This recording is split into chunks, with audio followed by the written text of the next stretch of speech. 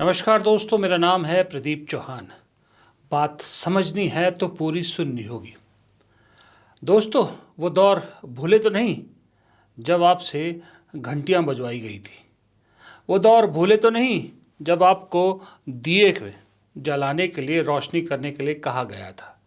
अगर आप भूल गए हैं तो चलिए मैं एक बार याद दिला देता हूँ। ये दृश्य याद है आपको जो स्क्रीन पे चल रहे हैं? पूरे देश को किस काम में लगा दिया गया था? पूरी दुनिया कोविड से लड़ने की साइंटिफिक कोशिशें कर रही थी, लेकिन हमारे देश में लोगों को कोविड से लड़ने के लिए इस काम में लगा दिया था। थाली बजाओ, घंटी बजाओ, दिया जलाओ, मोमबत्ती जलाओ, मोबाइल जलाओ। याद है ना? ये चीज़ें, ये दृश्य मैं आपको क्यों याद दिला रहा हूँ? क्योंकि देश के मुखिया यानी देश के प्रधानमंत्री ने इशारा तो कुछ ऐसा ही किया है कि एक बार फिर से ऐसी स्थिति आ सकती है। जी हाँ, देश की संसद में देश के प्रधानमंत्री ने ऐसी ही परिस्थिति के लिए तैयार रहने को हमें, आपको यानी पूरे देश को कहा है। दुनिया में जो कठिन हालात बने हैं उनका प्रभाव लंबे समय तक बने रहने की आशंका है। इसलिए हमें तैयार रहना होगा, हमें एकजुट रहना होगा।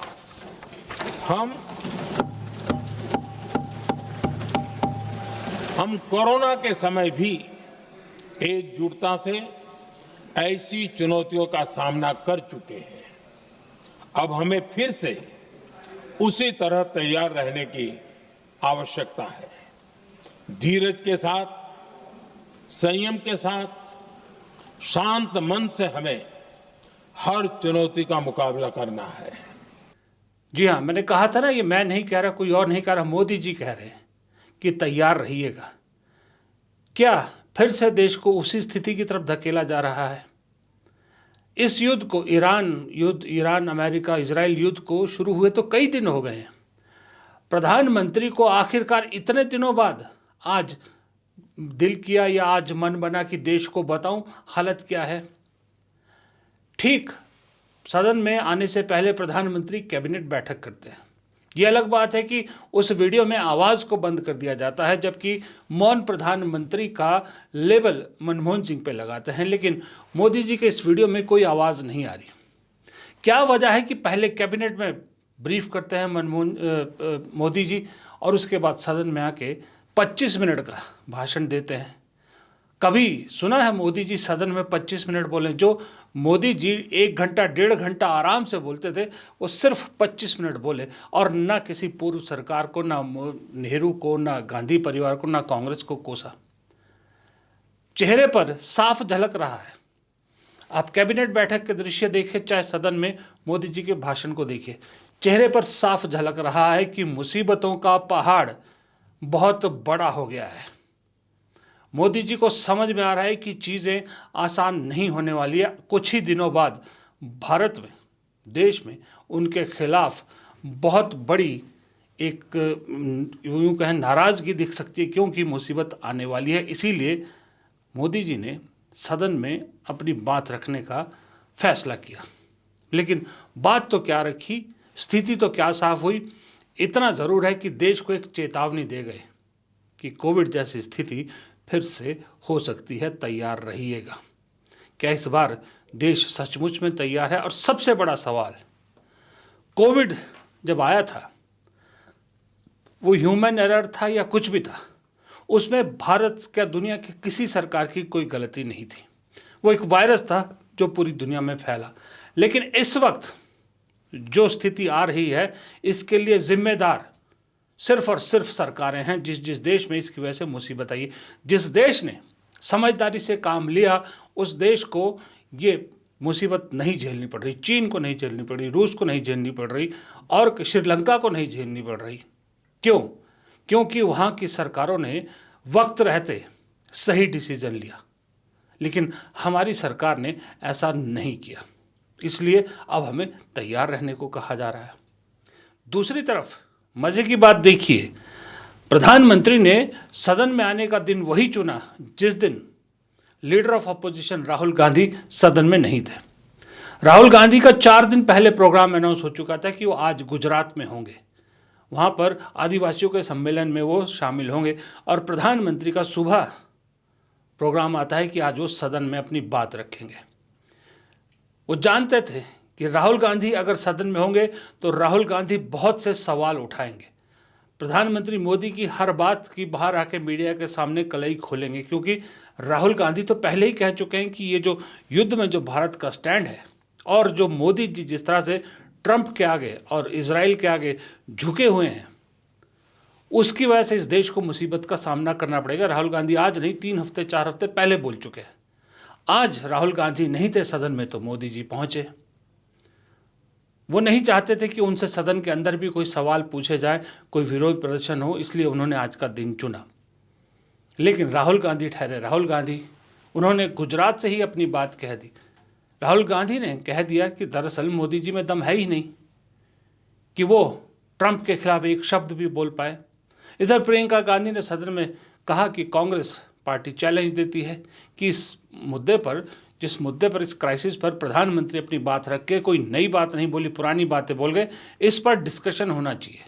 जब आप कह रहे हो कि पूरे देश को तैयार रहना है, तो फिर इस देश को तैयार रहने के लिए सदन में इस मुद्दे पर डिस्कस भी होना चाहिए। लेकिन भाई राहुल गांधी कह रहे हैं मोदी जी में दम है ही नहीं। जी, उन्होंने कहा और देश को अवगत किया है कि परिस्थितियां क्या हैं। कुछ ज़्यादा नई बात नहीं कही है, लेकिन हमने जो नोटिस दिया है डिस्कशन के लिए, वो डिस्कशन होना चाहिए ताकि हम भी जवाब दे पाए, पूरा सबके पक्ष सामने आए। मेरे ख्याल से वो अच्छा रहेगा कि डिस्कशन हो पाए। सुना है मैंने 25 मिनट का भाषण किया। मैं आपको गारंटी कह रहा हूं, लिख के रख लो, पार्लियामेंट हाउस में डिबेट नहीं कर सकते।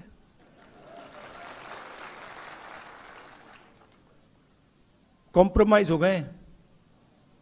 25 मिनट का भाषण दिया, अभी दिया। आप बताइए, अमेरिका के खिलाफ कुछ बोला? कुछ बोला? एक शब्द बोला?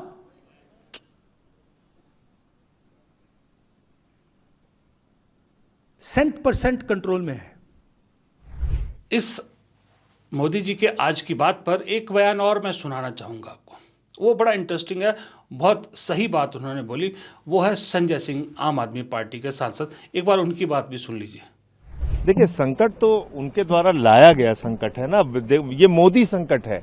अगर ये संकट हमारे ऊपर किन्हीं परिस्थितियों के कारण आया होता तो निश्चित रूप से हम लोग साथ में रहते हैं, और इसमें भी हम साथ हैं, कोई हम खिलाफ नहीं है। लेकिन आप कोई बात सुनते नहीं, आप बिहेव करते हैं कि आप महामानव हैं, सब कुछ आपको पता है। भाई, आपने जबरदस्ती भारत को संकट में डाला। हम तो हमेशा आपके साथ खड़े थे राष्ट्रीय संकट के वक्त, और हमने कहा कि आप बातचीत कीजिए ईरान के राष्ट्रपति से। और जैसे चीन ने, रूस ने अपने देश में तेल को लाने का, गैस को लाने का इंतजाम किया, उनके जहाज नहीं रुके, आपके भी नहीं रुकते। लेकिन आपने सही वक्त पे बात नहीं की। अब कह रहे हो पूरा देश साथ दे, साथ तो देगा ही आपका। और ऑप्शन क्या है हम लोगों के पास? लाइन में आपने पूरे देश को खड़ा कर दिया है, तो खड़े रहेंगे सब। संजय सिंह की मैंने आपको बात इसलिए सुनाई कि इस बात में दम है। संजय सिंह ने बिल्कुल सही कहा कि ये मुसीबत हमारी वजह से तो नहीं आई। आप अपने आप को विश्व गुरु मानते थे, आपको लगता था आप बोलते हैं सब सुनते हैं, तो आपने कभी सदन को, कभी देश को विश्वास में लिया नहीं, अपने फैसले करते रहे। आज जब मुसीबत पड़ी है तो सबका सहयोग मांग रहे हैं। अच्छी बात है, इसमें कोई बुराई नहीं है कि अगर देश का प्रधानमंत्री देश की जनता से और देश के सभी सांसदों से, सभी पार्टियों से अगर सहयोग मांग रहा है, कोई बुराई नहीं है इसमें। लेकिन बुराई तब है जब आप पहले ये कर चुके हैं और तब आपका विपक्ष ने क्या, पूरे देश ने साथ दिया, सब ने एकजुट होकर उस लड़ाई को लड़ा। उसका क्रेडिट देने की बजाय, पब्लिक को, विपक्ष को उसका थैंक यू बोलने की बजाय आप खुद सारा क्रेडिट लेने में जुट गए। उस मुसीबत के बीच में भी आपने चुनाव करवाए, आपको चुनावी सभाएं करनी थी क्योंकि आपको राजनीतिक फ़ायदा लेना था। ये अलग बात है कि नहीं मिला, आपने उससे भी सबक नहीं लिया। इस बार भी जब आपको दिख रहा है कि एलपीजी संकट, पेट्रोलियम संकट होने वाला है, फिर भी आपने किसी से कोई राय नहीं ली। विपक्ष ने जब कहा कि आपको ईरान कम से कम और कुछ नहीं तो जो उनके सुप्रीम लीडर है खamenei, उनकी मौत पर तो शोक व्यक्त कर दीजिए, वो भी आपने नहीं किया। सिर्फ इतना सा कर दिया होता था, विपक्ष की इतनी सी बात मान ली होती तो शायद आज भारत को इतनी दिक्कत नहीं होती। ईरान भारत के जहाज आने देता आसानी से। जैसे ईरान कह रहा है कि श्रीलंका में जब भी मुसीबत आएगी हम उनके साथ खड़े हैं। जब वो श्रीलंका के लिए स्टैंड ले सकता है तो भारत के लिए क्यों नहीं ले सकता था? सिर्फ आपको इतना कहना था कि जो भारत में मेहमान बन के ईरान का जहाज़ और नौसैनिक आए थे, उनको जो निशाना बनाया अमेरिका ने, वो गलत था। सिर्फ इतना कहना था। तब आपको ईरान अपना दोस्त समझ के ह्यूमैनिटेरियन ग्राउंड पर ये शायद चीज़ें रोकता नहीं।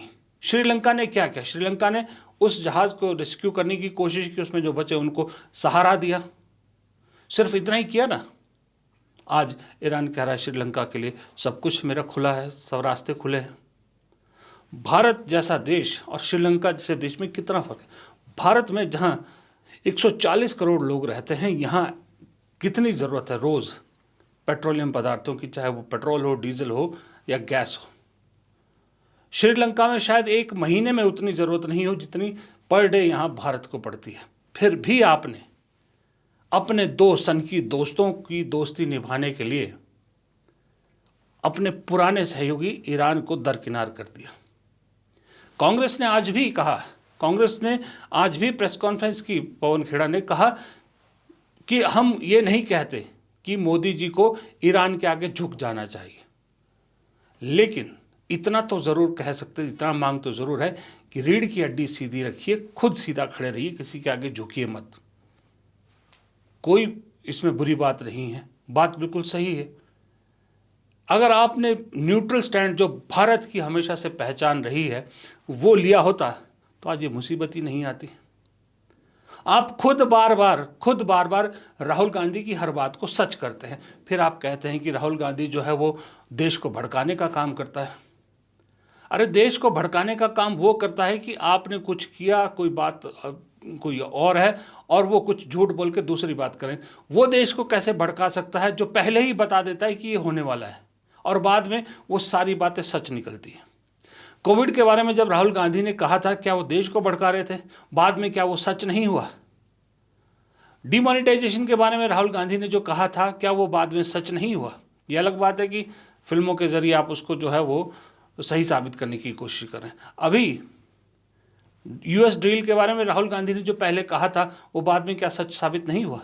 उसी तरह से राहुल गांधी ने जब इस क्राइसिस की बात 3 हफ्ते पहले कर दी, अब मोदी जी उसी बात पे मोहर लगा रहे हैं, सच साबित हो गई ना। तो ऐसे में फिर कहते हैं राहुल गांधी देश को बदनाम करते हैं, राहुल गांधी देश को भड़काते हैं, राहुल गांधी एंटी नेशनल है और राहुल गांधी को सपोर्ट करने वाले भी एंटी नेशनल है। ये कैसा दोगला चेहरा है? ये कैसा एंटी नेशनलिज्म हुआ? और आप कैसे नेशनलिज्म है? आपका राष्ट्रवाद कहाँ है कि जहाँ आप अपनी इमेज के लिए, अपने फ़ायदे के लिए और विपक्ष को नीचा दिखाने के लिए कि भाई विपक्ष मेरे लेवल का नहीं है, मैं विपक्ष का सजेशन क्यों लूं, विपक्ष की राय मैं क्यों मानूं, उनको झूठा साबित करने के लिए आप राष्ट्र को ही दांव पे लगा देते हैं और ये आपका राष्ट्रवाद है। प्रधानमंत्री को समझना होगा कि विपक्ष से या विपक्ष के नेताओं की राय को मान लेने से कोई छोटा नहीं होता। हमेशा उस राजनीतिज्ञ का स्टेचर बढ़ता है। आज आपने रिकॉर्ड बना दिया, मेरे ख्याल से 8,931 दिन या कितने का रिकॉर्ड बनाया है, लॉन्गेस्ट सर्विंग का, मुख्यमंत्री और प्रधानमंत्री के तौर पे मिला के शासन चलाने का वर्ल्ड रिकॉर्ड आपने बना दिया। वर्ल्ड रिकॉर्ड ने भारत का रिकॉर्ड बना दिया आपने। चलिए, बहुत बहुत मुबारक है आपको। अब इससे ज़्यादा क्या आप चाहेंगे? अगर आप एक, चाहे अखिलेश यादव हो, मैं कहता हूँ राहुल गांधी भी छोड़िए, अखिलेश यादव हो, संजय सिंह हो, टीएमसी के कोई हो, किसी की तो बात मानिए। अगर किसी की राय सही है तो उसको मानने से मोदी जी आपका अब तक का किया जो इतना लंबा काम है वो छोटा नहीं हो जाएगा। नेहरू इसलिए आज भी नेहरू है कि नेहरू ने हमेशा विपक्ष को मजबूत करने की कोशिश की। उन्होंने हमेशा कोशिश की कि विपक्ष मजबूत रहना चाहिए, तभी हमारी सरकार कंट्रोल में रहेगी।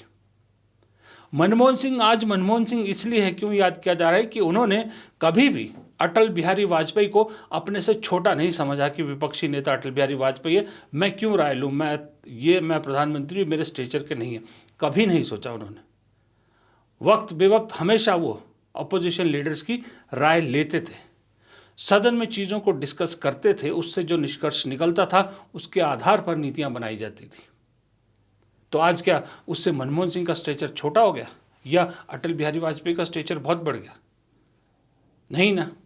तो यहाँ भी आपको, क्योंकि सरनेम गांधी है और पीछे पार्टी है, उसको भुला के एक भारतीय नागरिक के नाते जो राय दी जाती है उस राय पर कभी विचार तो करना चाहिए।